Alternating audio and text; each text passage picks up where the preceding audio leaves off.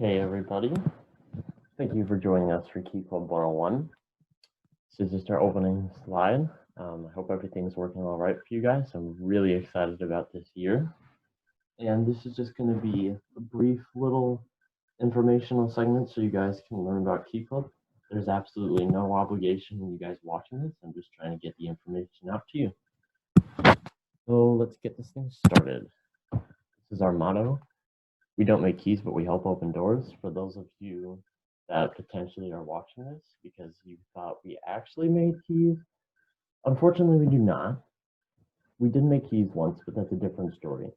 But our whole point is that we're trying to open doors for other people and for each other to bring each other new opportunities. And here's the first thing I wanted to talk about, our board and a little bit about us. So over here, you can see all of our officers and our club advisor, Mrs. Taraska. For those of you that are worried about these, I will be posting videos either with this slide or separately to tell you a little bit more about the officers. They're going to introduce themselves so you can get to see all of us. My plan was to actually have my face down here, but you can't see it. I'll figure it out eventually. And as a board, you do every aspect that you could think of in Key Club. It's our job to find the projects, and we make fundraisers and manage the money. We pay dues. We also attend leadership conferences and things like that. And then there is a group called Kiwanis, who is the oversight of Key Club. Key Club is actually a branch of Kiwanis. So we meet with them and we actually volunteer during our own projects as well. So you guys are all new. Some of you are not new, but for those of you that are new, if you're interested in running, we will have elections closer to the end of the year. So for those of you that are interested, you can let us know when the time comes. And this is something I just wanted to show you guys as we're introducing ourselves. I am a little bit of a black sheep when it comes to Key Club. As you can see here, I don't quite fit in with the rest. I was the first male officer in, well, 2 generations of Dow High. I can't even remember when the last one was, and the former president didn't remember when the last one was. And I also gained 2 or 3 times more service hours than everyone else last year. I did around 120 to 130, so I'm a little bit of an odd case when it comes to Key Club. But just because I'm different than everyone doesn't mean that I'm not as committed. I mean, everyone's going to be different, even if you are guys. So for guys, you are going to be in a very unique position if you decide to join, because you will probably be one of 3 or 4. And a little bit more about myself. I'm a senior this year. I've been playing guitar for 4 years, and I also work a part-time job at Culver's. So these are the reasons why I think you guys should join Key Club. There's a lot of really great reasons, and of course there's a ton of other good clubs that's out there, but there's not always a good reason in your future that you should be in it besides to learn or develop your time in high school. But your time at Key Club will help you in high school, but then also when you go off to college. So service and volunteer hours is one of the best things that colleges look for. And it's great to write essays about projects that you went to or service that you hosted. And hypothetically, if you did every project in a normal year, you could get 150 hours in 1 year, which is tons. That means you could get easily in the 400 range if you stayed as a freshman. And then we have tons of different projects with wide ranges. They all have different people, all different places, different times. So whatever works for you, whatever you want to do or feel like you're not as interested in, it's fine. There's no mandatory projects. You can just choose which ones you want to go to and show up. You don't even have to stay there the whole time. And I know this year it's been a little bit of a challenge with coronavirus to do things in person. But this year, we are actually going to be hosting lots and lots of online projects completely online. There's no in-person element to it, following the rules of the school and the Michigan government.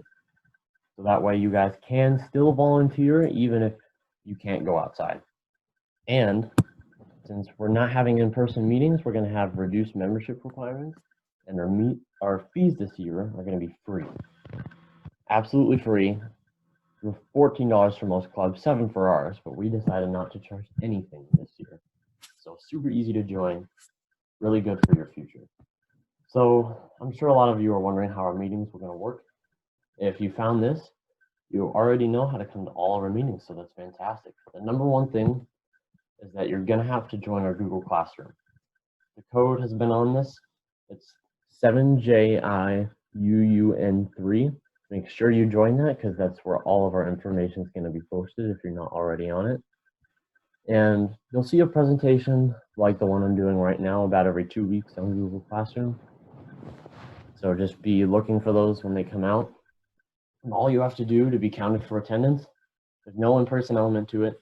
Just post a comment down below or send one of us an email or write a comment on Google Classroom. Any of those three should work, and just say, hey, I've seen this, I've been here, and I looked at the projects.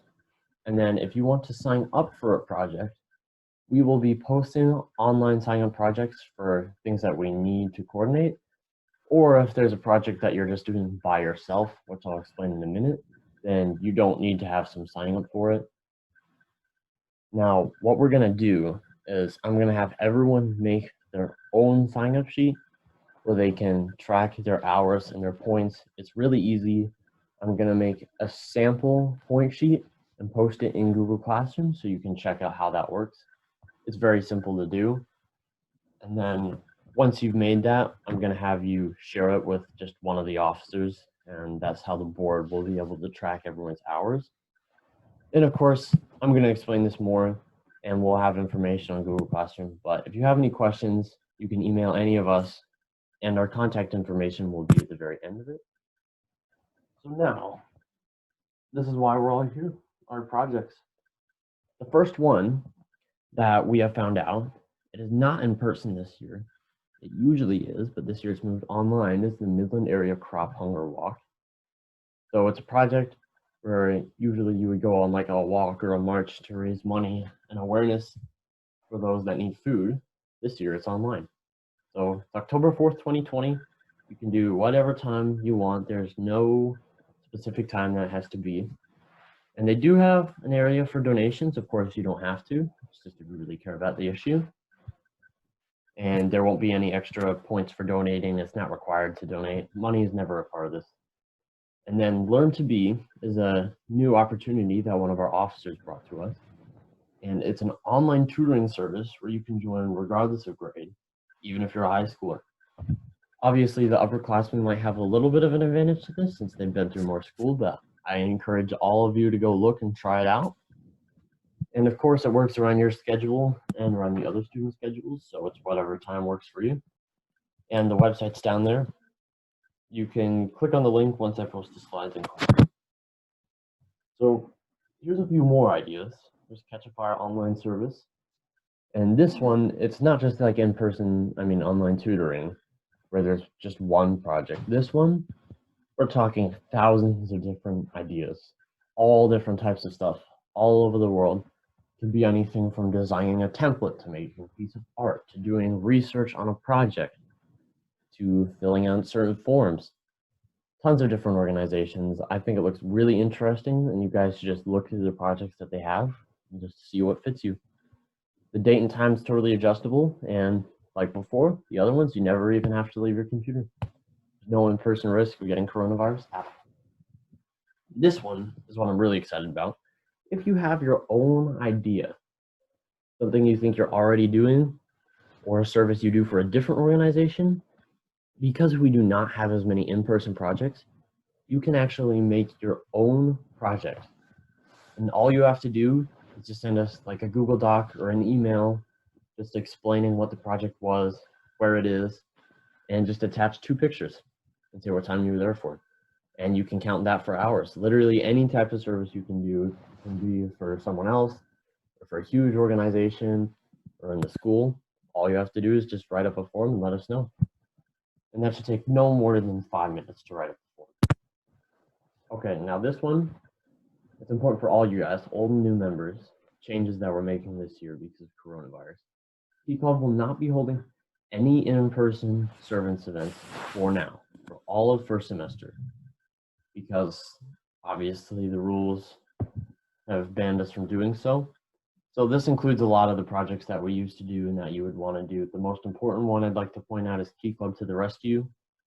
And any of our dances, we're not going to be setting up for those. We're not going to bring in snacks. And we're all very disappointed about it, but you have to do what you have to do. Now, regardless of where you go, if you do a choose your own project or any kind of in-person thing, you have to wear a mask and you have to follow social distancing. This is not something that I can compromise on. And if any of the school board or if anyone finds out, then we could be in serious trouble in terms of a club, a school, individuals. Like there could be serious actions behind this if we are holding events where people aren't following the rules. So you have to do all of these things to do any in-person service. So if you go against any of these rules, then none of the hours are going to be counted. Make sure that when you put the pictures of you doing the projects, you include pictures that show people social distancing and wearing masks. This is the number one thing, so we have proof to show them. Now, as I said, membership fees are 100% free. You don't have to pay anything to get in. All you need is 5 service hours to be a member, which 5 might sound like a lot, but for those of you that know last year it was a lot more. So we've drastically brought down the amount of hours you need to make things easier. And ongoing projects like tutoring have no point caps. They used to have an 100 maximum. Then we actually moved it up, and now we're just getting rid of it completely. So if tutoring is all you decide to do, tutoring once a week, that's fine. As many hours as you want, as many points as you want for that, even if you just do one project. And for the award categories, we are still going to have awards. A Golden Key ceremony at the end of the year is what our plan is. And we're going to reduce those. Right now, each will be 50 points lower. It could move lower if it's really hard for people to reach those, limits. We could push it down to 100 or 150 or even lower. Just get rid of the bronze category and move it directly to silver. So it'll be easier to earn this award. And what we were thinking is that there's probably not going to be chairing this year until we go back to large in-person projects, but that's not 100% certain yet. Now, here's just a quick little slide of how to contact us as a Google Classroom code. There's our Instagram, Snapchat, and Twitter made by our awesome webmaster that manages all of our social media.